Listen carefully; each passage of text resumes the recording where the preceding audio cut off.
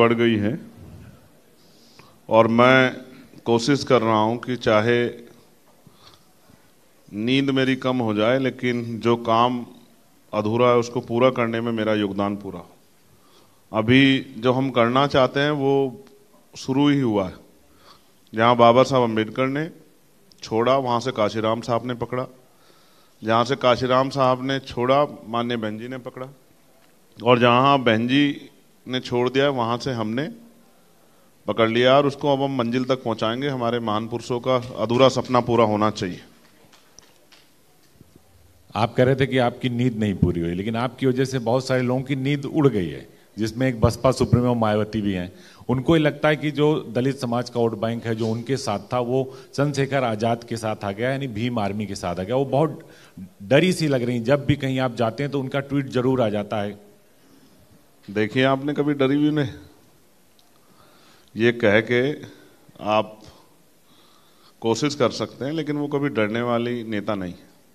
वो हमारी आदरणीय है, हम उनका सम्मान करते हैं, परिवार की बड़ी हैं। उनके जैसा मजबूत नेता अभी भी भारतीय राजनीति में नहीं। मैं बहुत स्पष्ट रूप से कह रहा हूं, उस हाशिए से उठ के आना, पहले तो ग्रामीण पृष्ठभूमि, फिर महिला और महिलाओं में भी वंचित तबके की महिला होने के बाद 4-4 बार उत्तर प्रदेश जैसे सूबे का चीफ मिनिस्टर बनना कोई बच्चों का खेल नहीं। तो वो बड़ी हैं और आशीर्वाद देने कई तरीके होते हैं, वो सबको समझ नहीं आते। लेकिन उन्हीं के भतीजे हैं आकाश आनंद। वो जब लोकसभा चुनाव चल रहा था तो उन्होंने आपको लेकर कहा कि छुटभैया नेता आते हैं और फिर गायब हो जाते हैं। अब लोकतंत्र में जो हमारा संविधान है वो बहुत आज़ादी देता है सभी को। कोई कुछ भी कह सकता है, आप भी कुछ भी कह सकते हैं, सड़क चलता आदमी भी कोई कुछ कह सकता है। हम इन सब चीज़ों पर ध्यान नहीं देते, सिर्फ लक्ष्य पर ध्यान देते हैं। हमारा पूरा, आपको महाभारत याद है ना? अर्जुन का ध्यान कहाँ था? मछली की आंख पे। और हमारा ध्यान है उस अधूरे काम पे जो जिस रिफॉर्म की आज जरूरत है, उस पर हम प्रयास भी कर रहे हैं। जब हम उस पर प्रयास कर रहे हैं वो सब लोगों को अच्छा नहीं लगेगा, क्योंकि इस देश में जैसी विविधता है उसको समझना आसान काम नहीं। मैंने BA MA कर ली, BTech MTech कर लिया, MBA MCA कर लिया, PhD कर ली, तो ऐसा नहीं कि मैं देश को समझता हूँ। देश अनेक जाति धर्मों से, बोली भाषाओं से, खान पान से मिलकर बना है। और अभी भी देश में, देश के प्रधानमंत्री जी 80-85 करोड़ लोगों को 5 किलो राशन दे के जिंदगी गुजर करने की बात कर रहे हैं। तो आप समझिए कि अभी देश में क्या हालात है। आज़ादी के 75 साल बाद भी अगर लोग अपने पैरों पे नहीं खड़े हैं और अच्छा भोजन, पीने के लिए साफ पानी, पहनने के लिए अच्छे कपड़े और सर पे अच्छी छत की व्यवस्था नहीं है, तो देखिए कितने रिफॉर्म होने बाकी। इसी कड़ी में मैंने परसों जो है संसद में एक निजी विधेयक जो है, गैर सरकारी विधेयक पेश किया है कि सरकारी नौकरियां लगभग खत्म कर दी है सरकार ने। निजीकरण, लेटरल एंट्री, संविदा, NFS, पता नहीं क्या क्या करके निकालने की तैयारी की है। आने वाले कल में कोई सरकारी नौकरी नहीं होगी। तुम अगर जो हादसे पे तबका उसको कैसे खड़ा करोगे, जिसको अवसर नहीं था, जिसको मौका नहीं मिला?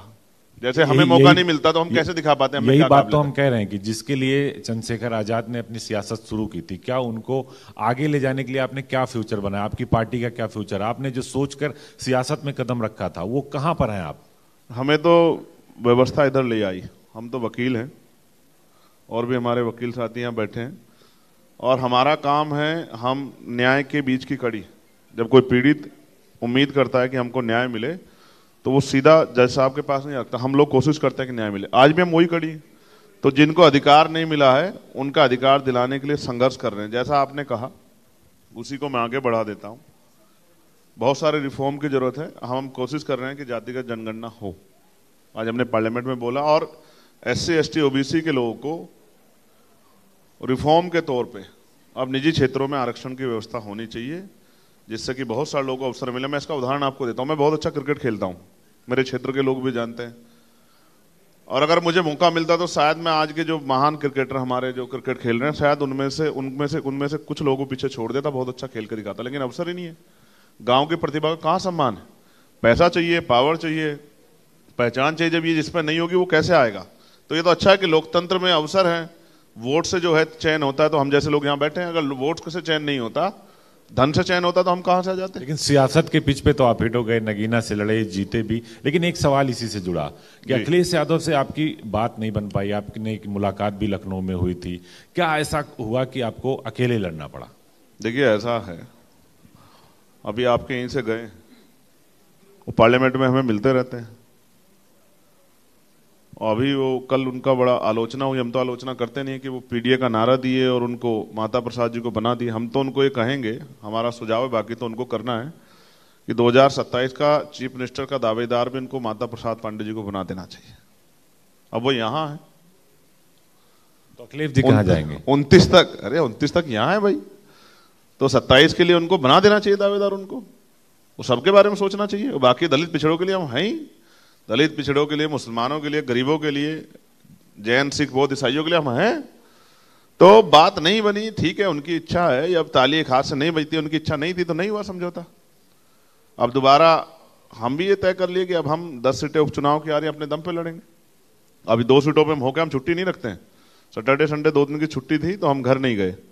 हम एक दिन गए इलाहाबाद फूलपुर में, और एक दिन गए मजवा मिर्जापुर में, और करके रात को 2:30 बजे हम पहुंचे थे और सुबह 10:30 बजे सदन में थे। हम अपनी ड्यूटी पूरी ईमानदार से कर रहे हैं। तो उत्तर प्रदेश में किसको मजबूत मान रहे हैं आप, राहुल गांधी को या अखिलेश यादव को? चंद्रशेखर आजाद आप देखो तो सही, हरा दिए। देखो भाई, एनडीए अलायंस को भी हरा दिए, और इंडिया अलायंस वालों की जमानत जब्त करा दी, और एक और राष्ट्रीय पार्टी थी उसको 1% वोट मिला। अब हमसे मजबूत अब नहीं लड़े ना, सब सीटें लड़ते तब आपको पता लगता है कौन मजबूत। चुनाव तो लड़ने जा रहे हैं आप ना, सभी सीटों पर उपचुनाव लड़ने जा रहे हैं। हमने 24 में छोड़ दिया कि चलो आप लोग लड़ो, कल ये मत कहना कि आपकी वजह से हार गए। लेकिन अब आप मजबूती देखना वोट के आधार पे। हमारी नई पार्टी है, झंडा आप लोग को तो घर तक अब पहुंचा, निशान अब तो घर तक पहुंचा, अभी और बहुत कुछ है। अभी तो हमारी पॉलिसियां जा रही है, तो आप देखना जब 10 सीटों का रिजल्ट आएगा उस दिन आप बताना कि कौन मजबूत है उत्तर प्रदेश में। उत्तर प्रदेश की जनता बहुत समझदार है, उतनी ताकत देती है जिसमें आदमी का दिमाग खराब ना हो, और हमारा दिमाग खराब इसलिए नहीं हो सकता क्योंकि हमने बहुत कुछ देखा है जिंदगी में। अच्छा चलिए, उत्तर प्रदेश में आप सबसे मजबूत हैं, देश में किसको मजबूत मानते हैं?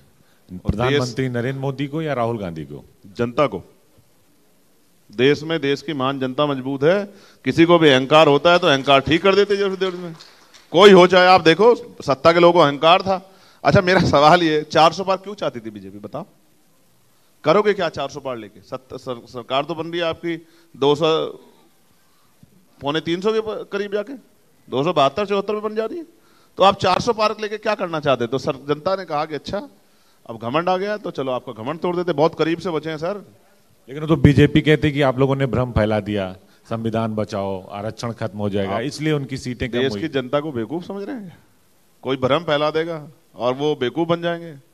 मेहनत करके कमाते हैं भाई, बेवकूफ नहीं है कोई भी, सब समझदार है, सोचते हैं, तोलते हैं। वोट ऐसी चीज है, देखो गरीब जैसे कोई आदमी जाएगा मांगने के लिए, हाथ फैला के कहेगा भाई रोटी दे देगी जनता, पैसा कहोगे पैसा भी दे देगी, कपड़े कहो कपड़े दे देगी, और कुछ जगह कहोगे रहने के लिए वो भी दे देंगे। वोट नहीं देगी किसी गरीब आदमी को, वोट बहुत सोच समझ के देती है जनता।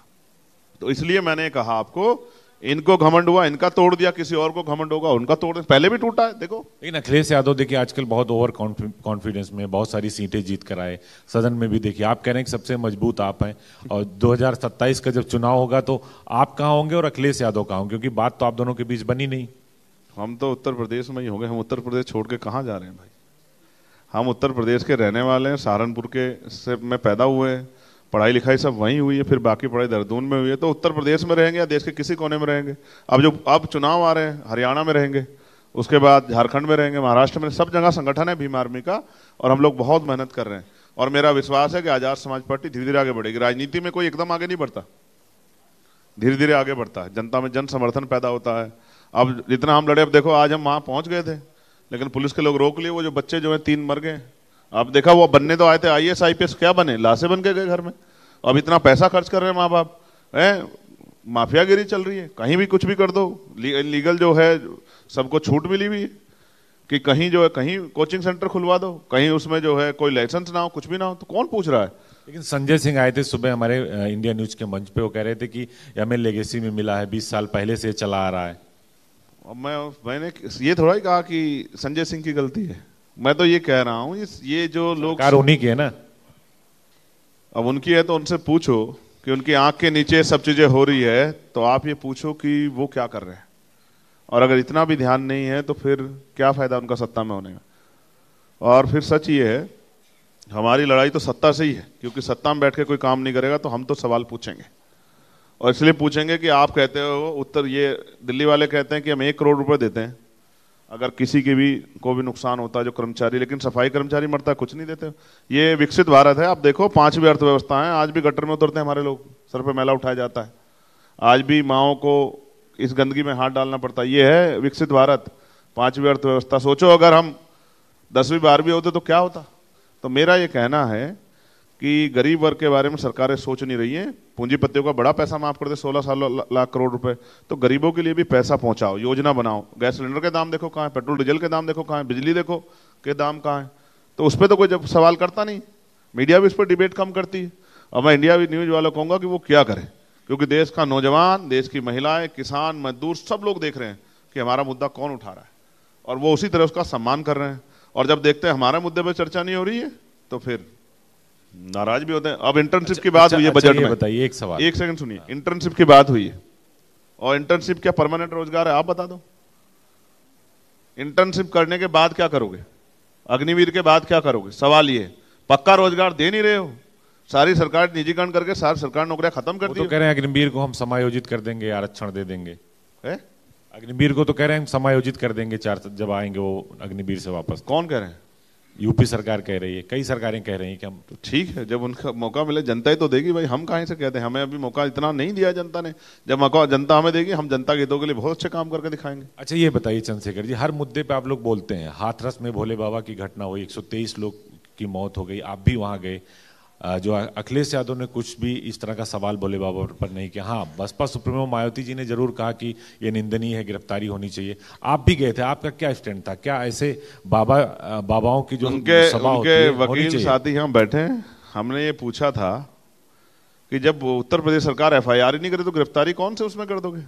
अब बचा तो उत्तर प्रदेश सरकार रही है भाई। आप FIR में नाम तो डालो, जांच होने दो।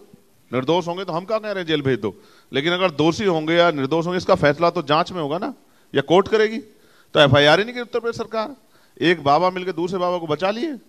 अब ये सोचो, यही समझो, एक तरफ निर्दोष व्यक्ति जेल चला जाता है और दूसरी तरफ दोषी व्यक्ति। अभी मैं आपको उत्तर प्रदेश कानून व्यवस्था के बारे में बताता हूँ। उत्तर प्रदेश का सवाल आपने किया, 2.5 साल की बच्ची जो है उसके माँ बाप कह रहे हैं कि उसको नोच दिया है, रात को उठा के ले गए, और उनके माँ बाप ही एविडेंस कलेक्ट कर रहे हैं। पुलिस हाथ पे आधर के बैठी है मेरठ में, और कोई जाता पूछने तो धमका देते हैं, कहते भाग जाओ यहाँ से।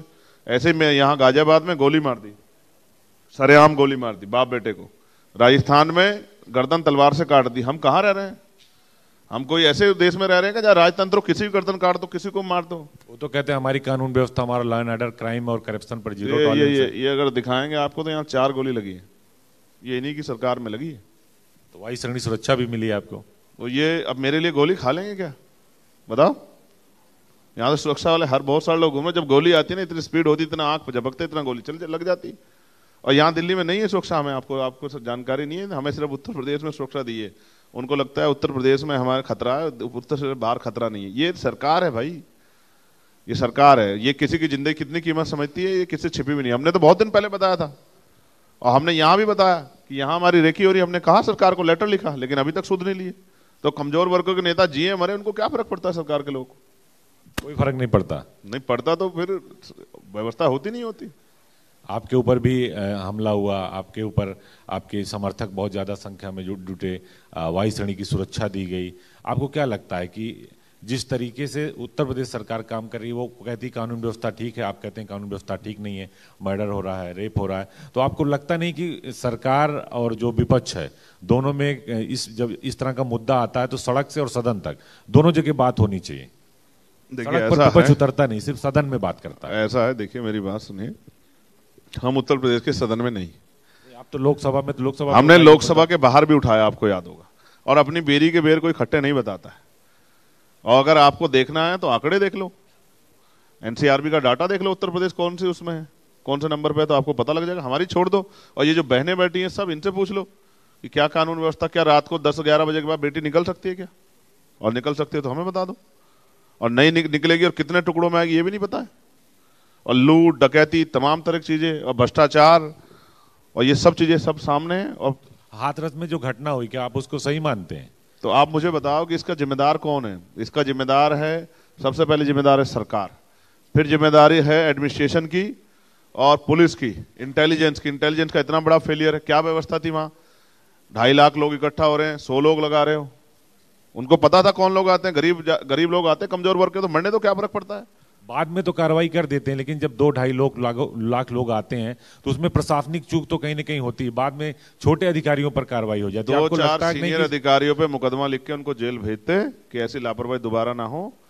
उससे 2-4-10 दिन पहले मैं गया था मुजफ्फरनगर में, इतने लोग इकट्ठा हुए थे, नाम मात्र के पुलिस वाले थे। मैंने मंच से कहा था कि ये गैर जिम्मेदारी है, कोई बड़ी घटना हो सकती है लेकिन सरकार का ध्यान वहां नहीं। अगर कोई नेता चला जाता, कोई बड़ा अधिकारी चला जाता तो खूब व्यवस्था लग जाती, क्योंकि यहाँ बड़े लोगों की इज्जत है, बड़े लोगों की जान की वैल्यू, मैंने आपको बताया। गरीबों की जान की वैल्यू नहीं है। जहाँ पैसे वाले उद्योगपति, जहाँ नेता लोग जाएंगे वहां सब कुछ सुरक्षा व्यवस्था लगी, लेकिन जहाँ गरीब लोग जाएंगे कोई व्यवस्था नहीं लगी, मरो या जियो। एक नया मुद्दा इस समय चल रहा है, नेम प्लेट। आप भी जहां से आते हैं उस इलाके में सबसे ज्यादा कि नेम प्लेट लगाना है सबको, दुकानदारों को। हालांकि सुप्रीम कोर्ट ने उसमें सीधे सीधे टिप्पणी की है कि भाई आपको क्या करना और क्या नहीं करना। आपकी क्या राय है इस पे कि क्या नेम प्लेट लगना चाहिए? क्योंकि बहुत सारे लोग कहते हैं लगना चाहिए, बहुत सारे लोग कहते हैं नहीं लगना चाहिए। दोनों पक्ष की याचिकाएं सुप्रीम कोर्ट में डाली गई हैं। देखिए, सुप्रीम कोर्ट से बड़े तो हम नहीं, हम तो वकील हैं और माननीय न्यायालय का सम्मान करते हैं। और मैं ये कहता हूं कि अगर सुप्रीम कोर्ट नहीं होता तो उत्तर प्रदेश सरकार कभी नहीं मानती कि उन्होंने ये गलत जो है नियम बना दिया है। और ये तो अच्छा है कि सुप्रीम कोर्ट ने उसका संज्ञान ले लिया। अगर कहीं पेंडिंग हो जाता तो ये सब चीजें हम अपनी आंखों के सामने देखते। लेकिन आप मुझे जवाब दो एक बात का, अभी आज गाजियाबाद में शायद पुलिस की गाड़ी तोड़ दी है और 6-7 घटनाएं ऐसी दिखाई दी जिसमें गाड़ी तोड़ रहे हैं। क्या ये हिंसा स्वीकार्य है जनता को? बिल्कुल नहीं, हिंसा तो कहीं से भी स्वीकार तो इस पे कोई मुकदमा दर्ज हुआ तो उत्तर प्रदेश में आप हमें बता दो। किसी को हिंसा करने की छूट हो तो आप हमें बता दो।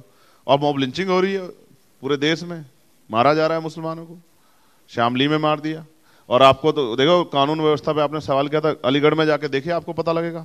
तो जिसकी मॉब लिंचिंग हुई उसी के परिवार पर उल्टा 7 लोग मुकदमा कर दिया 11 दिन 12 दिन बाद, क्योंकि नेताओं के इतने दबाव में है पुलिस और एडमिनिस्ट्रेशन की उनकी जी हजूरी करनी है, चाहे वो कानून की सीमाएं लागे, चाहे अपनी ड्यूटी के साथ धोखा कर दे, कुछ भी कर दे। लेकिन यूपी सरकार ये कहती कि ये सिर्फ हमने किसी समुदाय के लिए नहीं किया, सबके लिए किया। काशी विश्वनाथ मंदिर में भी जो दुकानें लग रही हैं उसमें नेम प्लेट लगाने को बोल दिया गया है, अयोध्या और मथुरा में भी बोल दिया गया। लेकिन उसको जिस तरह से सांप्रदायिक रूप दिया गया और उसको फिर उसमें कोर्ट को इंटरफेयर करना पड़ा, उसकी याचिकाएं पाट डाली गई। अयोध्या ने क्या संदेश दिया देश को?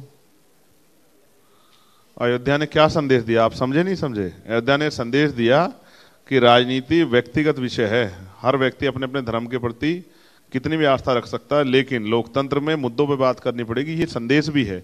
अगर भाजपा अयोध्या में हार जाती है, बद्रीनाथ में हार जाती है, तो भाजपा को अपने अंदर झांक के देखना चाहिए कि वो गलत ट्रैक पे है। और मैं आपसे बहुत जिम्मेदारी से कह रहा हूं, मैं किसी को बुरा नहीं कहता, मैं मानता हूं कि कमियां जनता में कुछ हैं। जनता को ये समझना चाहिए कि कितनी बार ठगी जाएंगी।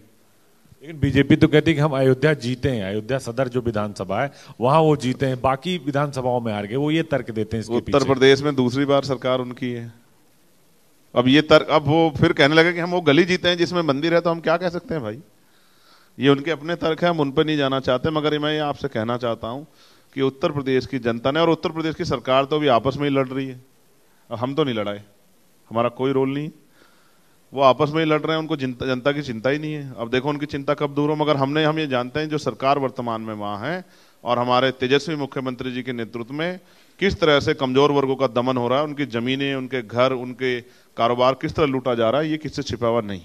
और कानून व्यवस्था के नाम पे जो खिलवाड़ हो रही है, इसका सबक आने वाले चुनाव में, उपचुनाव में जनता उनको सिखाएगी। आप 10 सीटों पर, यूपी की सभी 10 सीटों पर विधानसभा का उपचुनाव लड़ने जा रहे हैं। आप सबसे बड़ी चुनौती किस पार्टी को मानते हैं? बसपा भी लड़ने जा रही, पहले मायावती जी कहती थी कि हम उपचुनाव नहीं लड़ेंगे, इस बार वो उपचुनाव लड़ने जा रही हैं। चंद्रशेखर भी लड़ने जा रहे हैं और इसके साथ ही समाजवादी पार्टी यानी जो इंडिया गठबंधन आपका वो लड़ेगा ही लड़ेगा। बीजेपी, किसको सबसे बड़ी चुनौती चंद्रशेखर आजाद मानते हैं? देखिए, उत्तर प्रदेश में पुलिस भर्ती का पेपर लीक हुआ, कितने बच्चों के जीवन के साथ खेल हो गया, धोखा हो गया। अब तक वो भर्ती शुरू नहीं की, हम कई बार आवाज उठा चुके हैं। अब तो कानून बना दिया, उन्होंने कहा कि 1 करोड़ रुपए तक का जुर्माना और उम्र कैद की सजा। और जो बच्चों का भविष्य खराब हुआ, जिनकी एज निकल जाएगी, उनका क्या होगा? बीएड वालों का क्या होगा? बीटीसी वालों का क्या होगा? मैं आपसे कह रहा हूं, आप चुनौती पूछ रहे हैं ना, जनता को तैयार करना चुनौती है। जितनी ज्यादा दूर नदी तक चले जाएंगे उतना जनता तैयार हो जाएगी। जनता तैयार हो जाएगी, वोट जनता को देना, वोट डालने में कोई पैसा नहीं खर्च होता है। तो जनता तैयार हो गई तो उत्तर प्रदेश में आजाद समाज पार्टी के आगे कोई चुनौती नहीं, आजाद समाज पार्टी आगे बढ़ेगी। एक सवाल आपसे, आप लगातार चंद्रशेखर आजाद उर्फ रावण लिखते थे, रावण नाम कैसे आपका पड़ा और उसका कितना फायदा और कितना नुकसान है? क्योंकि आजकल आप उस नाम का इस्तेमाल कम करते हैं। हम कई साल पहले से मना कर रहे हैं। आपको बड़ा आनंद आता है ये नाम हमें पुकारते हुए, अच्छी बात है, आपका स्वागत है। मगर मैं क्या कहूं, नाम में क्या रखा है? देखिए, आसाराम साहब जेल में पड़े हैं, राम रहीम साहब जेल में पड़े हैं, और पता नहीं कितने ऐसे लोग जो हैं, जो कितने ऐसे लोग हैं जो ऐसे नामों का प्रयोग किए, और देखो क्या हाल है। असल बात होती है आदमी के करैक्टर में कि उसका चरित्र कैसा है। असल लड़ाई यहाँ है कि अगर कोई काम करना चाहता है तो उसको अवसर मिलना चाहिए। और हम कोशिश कर रहे हैं कि हमारा नाम लोग जाने ना जाने, लेकिन हमारा काम जरूर जाने। अगर कहीं किसी पे जुल्म होगा, कहीं किसी को हमारी जरूरत होगी, तो बिना बुलाए हम जाके उसकी आवाज उठाने का काम करेंगे। आखिरी सवाल सर, कि जो काम की आप बात कर रहे हैं, अखिलेश यादव ने भी बड़ा नारा दिया था, काम बोलता है, लेकिन 2017 में वो सत्ता से बाहर हो गए। चंद्रशेखर आजाद किस काम को लेकर जनता के बीच जाएंगे? देखिए, सबसे ज्यादा जरूरी ये है कि अच्छी एजुकेशन सिस्टम हमारे प्रदेश और देश में होना चाहिए, जो गरीबों के दायरे में हो, कि गरीब का बेटा, किसान मजदूर का बेटा भी अच्छी अच्छी पढ़ाई कर सके। आज एमबीबीएस नहीं कर सकते आप, करोड़ों रुपए की डोनेशन चाहिए। अच्छा हेल्थ सिस्टम होना चाहिए, नौजवानों को रोजगार मिलना चाहिए, महंगाई से लोगों की जिंदगी में आसानी होनी चाहिए, और कानून व्यवस्था अच्छी होनी चाहिए कि सब लोगों के जीवन की रक्षा हो। क्योंकि दर्द सबको होता है, सबकी माँ ने इतना ही दर्द सहा जब पैदा किया। तो किसी को अगर आजाद भारत में और अमृत काल वाले भारत में अगर आज भी इतनी हिंसा हो रही है, तो सरकार को जवाब देना चाहिए कि वो कुर्सी बैठ के क्या कर रहे हैं। अगर कानून व्यवस्था अच्छी नहीं कर सकते तो कुर्सी पे बैठने का, कुर्सी से चिपकने काम बंद करो और कुर्सी छोड़ो और नए लोगों को मौका दो। बहुत बहुत शुक्रिया चंद्रशेखर आजाद जी का इंडिया न्यूज के मंच पर आने का और अपना कीमती समय देने के लिए।